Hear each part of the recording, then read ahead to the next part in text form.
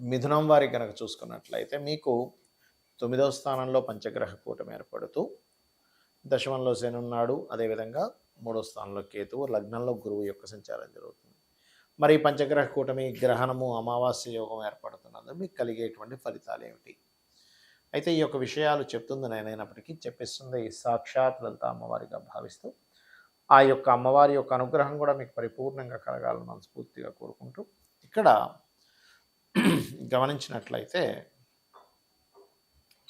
ఎప్పుడైతే ఈ ప్రభావం అంటే ఈ 9వ స్థానంలో అధిక గ్రహాలు ఉన్నాయో ఇది ఇచ్చే పాజిటివ్ ఫలితాలు ఏమిటి? మీరు రీసెర్చ్ ఓరియంటెడ్గా ఏదైనా చేస్తున్నారు, ఒక పిహెచ్డి చేస్తున్నారు, లేకపోతే హైయర్ ఎడ్యుకేషన్ రీసెర్చర్గా మీరు చేయడం వల్ల మంచి పేరు ప్రఖ్యాతలు వస్తాయి. ఇటువంటి వాటికి చాలా అనుకూలంగా ఉంటుంది చెప్పాలంటే. అలాగే మరొక విషయం ఏంటంటే ఈ మిథునం వారికి మెయిన్గా మీరు విదేశాలకు వెళ్ళాలనుకునేటువంటి ప్రయత్నాలు సక్సెస్ అవుతాయి.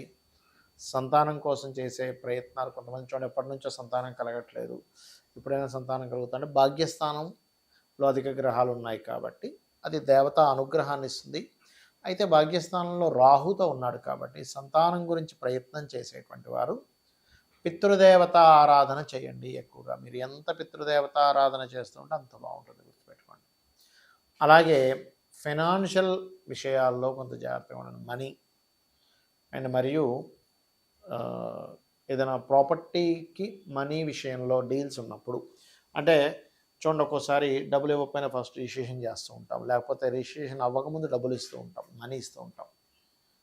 అలాగే ఇంకొకటి ఏంటంటే కొంచెం వివాహ సంబంధాలు అంటే ఫస్ట్ మ్యారేజ్ విషయంలో మాత్రం ఇబ్బంది ఉంటుంది. కొంతమందికి చూడండి ఏదైనా డివోర్స్ అయిపోతుంది, సమ్ కారణాల వల్ల విడిపోతుంటారు.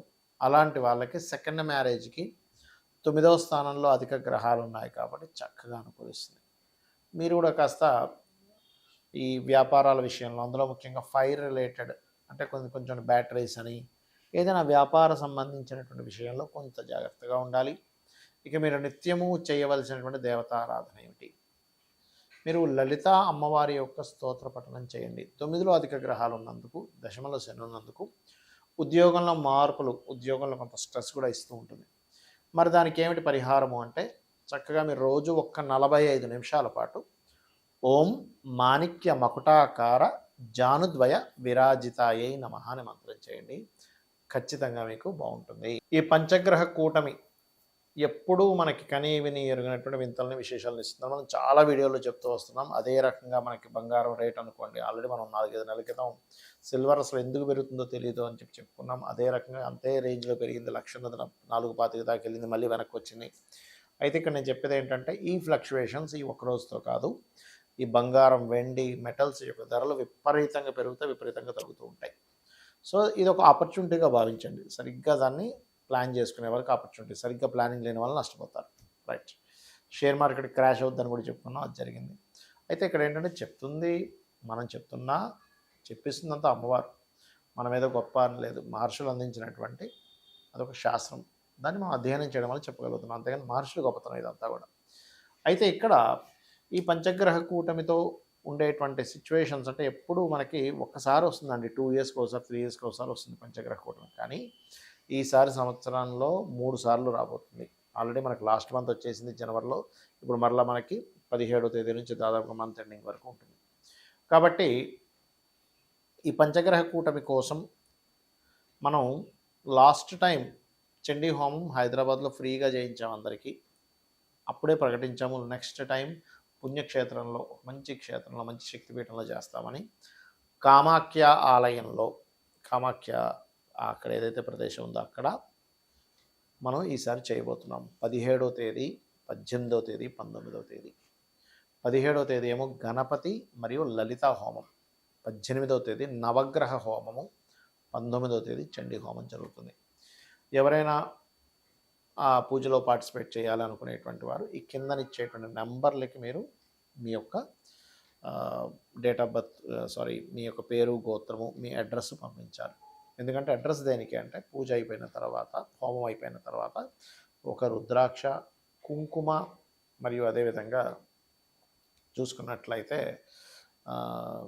అక్షింతలు, హోమ భస్మాన్ని మీకు పంపించడం జరుగుతుంది. బట్ విదేశాల్లో ఉండే వాళ్ళు మాత్రం కాస్త ట్రాన్స్పోర్ట్ ఛార్జెస్ కూడా ఎక్స్ట్రా పే చేయాల్సి వస్తుంది, ఎందుకంటే అది చాలా కాస్ట్లీ అవుతుంది కాబట్టి.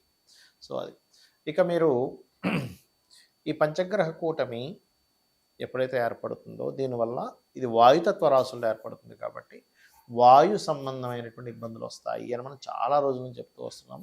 ఇది పంచగ్రహ కూటమి దగ్గర అవుతున్న కొద్దీ దీని ప్రభావం ఎక్కువగా ఉంటుంది. అందుకే మనం లాస్ట్ టైం వాయు సంబంధమైన ఇబ్బంది అంటే ఫ్లైట్లో ప్రయాణం చేసే వాళ్ళది జాగ్రత్తగా ఉండాలని చెప్పుకున్నాం, మన ఛానల్లో ఉంటుంది కూడా అది. సో అందుకే మనకి ఆ మధ్య చూడండి ఎన్నో ఫ్లైట్లు ఆగిపోవడం ఇవన్నీ కూడా జరిగాయి. కాబట్టి ఇక్కడ ఏంటంటే ఎయిర్ పొల్యూషన్, విషవాయువులు, ఊపిరి తీసుకునేటువంటి విషయంలో కొన్ని ఇబ్బందులు, కొన్ని వైరస్లు, ఇటువంటివన్నీ కూడా రావడానికి ఈ పంచగ్రహ కూటమి ప్రభావం చూపిస్తుంది. కాబట్టి ఈ యొక్క విషయంలో చాలా చాలా చాలా కేర్గా ఉండాలి.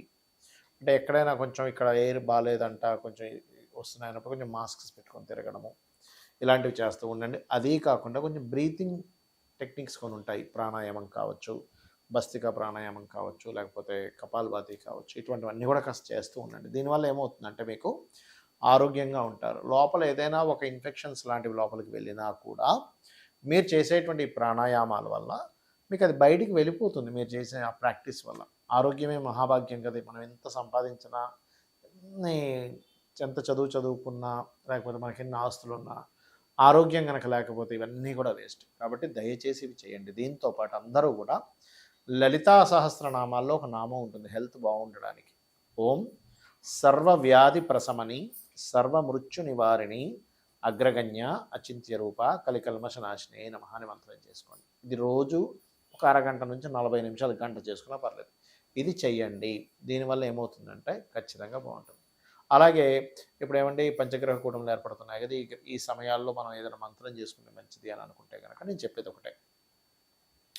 మీరు ఫైనాన్స్ కోసం ఇబ్బంది పడేవారు ఓం సంపత్కరీ సమారు కూడా సింధురవ్రజ సేవితాయ నమః చేసుకోవచ్చు. వివాహం కోసం ఇబ్బంది పడుతున్న వారు ఓం కామేశబద్ధ మాంగళ్య సూత్ర శోభిత కందరాయ నమః చేసుకోవచ్చు. అప్పులు ఎక్కువగా ఉన్నాయి ఓం అపర్ణాయ నమః చేసుకోవచ్చు.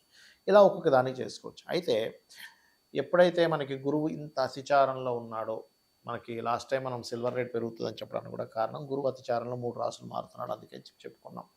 సో అదొకటి. రెండవది ఏమిటి అంటే మీకు మరలా ఇప్పుడు చాలామందికి కన్ఫ్యూజ్ అవుతుంది, బాధపడుతుంది ఏ విషయం అంటే అయ్యో ఏంటి ఇంత పెరిగిపోయిందని కొంతమంది బాధపడితే అయ్యో మళ్ళీ తగ్గిందని బాధపడుతున్నారు. ఎందుకంటే బాగా పెరుగున్నప్పుడు కొన్న వాళ్ళేమో అయ్యో తగ్గిందని బాధపడుతున్నారు, తక్కువగా ఉన్నప్పుడు పెరిగిన వాళ్ళేమో అమ్మాయి మంచి లాభాలు వచ్చాయని ఆనందపడుతున్నారు.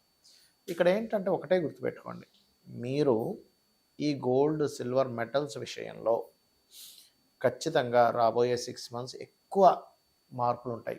ఇవాళ 10,000 పెరిగిందంటే రేపు మళ్ళీ ఇంకో 10,000 తగ్గుతుంది. ఒక 30,000 పెరిగిందంటే రేపు మళ్ళీ ఒక 20,000 తగ్గుతుంది. అట్లా అది 2-3 రోజుల్లోనే అటు నుంచి ఇటు తిరుగుతూ ఉంటుంది. సో మీరు చాలా ప్లానెడ్గా మీ పర్సనల్ చార్ట్లో అసలు రవి గురువులు బాగుంటే గోల్డ్, చంద్రుడు బాగుంటే సిల్వరు, కుజుడు బాగుంటే ఈ మెటల్స్ ఏది మన కాపర్ ఇట్లాంటి వాటి మీద, అలాగే ల్యాండ్స్ మీద. ఇంకొక విషయం ఏంటంటే ఫ్యూచర్లో చాలా చాలా చాలా రేట్లు పెరగనున్నాయి ల్యాండ్స్వి, మనం అందుకోలేము, అంత రేట్లు పెరగనున్నాయి. కాబట్టి వీలైతే ఇప్పుడు తక్కువ అయిపోయినటువంటి ల్యాండ్స్ కొనండి, ఖచ్చితంగా మీకు బాగుంటుంది. శ్రీమాత్రే నమః.